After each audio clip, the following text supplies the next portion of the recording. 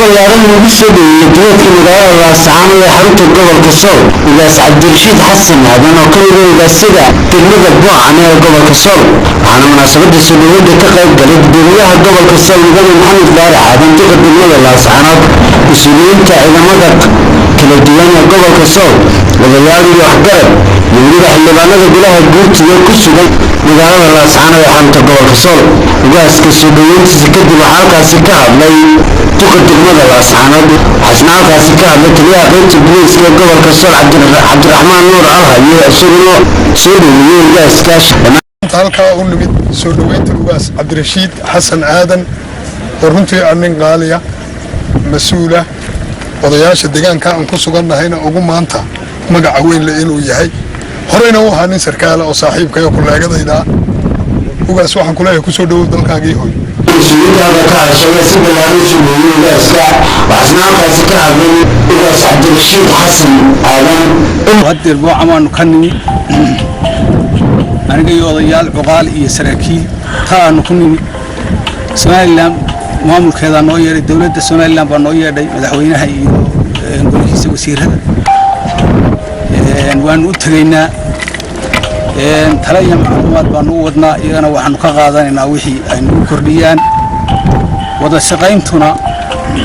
أول بوان وذا شقيمتنا لكن يروون كلام مقنعينه أدير وحنا هذا عربك على العرسين وأن كسوقني ده أنا وين سوقين هذا بوعن وما على كتير سنة وقول كسول بكتير سنة. عليكم السلام على سيدنا وعلى آله وصحبه وسلم. وحنا أنت فرحان وإنه هو إلى نهار كسول وإنه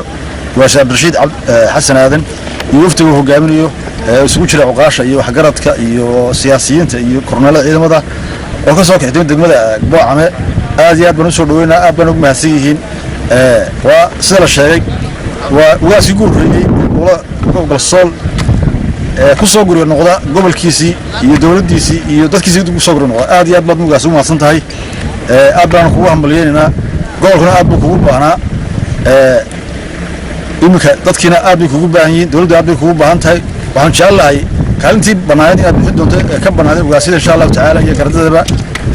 urmood ka noqon lahayd ayaan filaynaa insha Allah taala adiga waftigaaga ku soo dhawaada gacmo furan ku soo dhawaada qalbi furan ku soo dhawaada dhammaantiin waxaan jecelahay gobolka Sool saaka farxadun bay u tahay imtixaankaad waxaan ku sugnay insha Allah taala marada noo timi هذا الوضع يفتموا إن شاء الله تعالى ما أنت وحنسلم سيدا وضعش هرب الشيئين وسودوينتي يسودوا وفتي مجالوا هو عبد الرشيد هذا الجماعة حولي بياشة. على سبيل يدك على مدارة Laascaanood ugaas Cabdirashiid Xasan Aadan oo ka mid ah ugaasida degmada Boocame ee gobolka Sool. رحمة الله قرنك الصومالي الآن Laascaanood.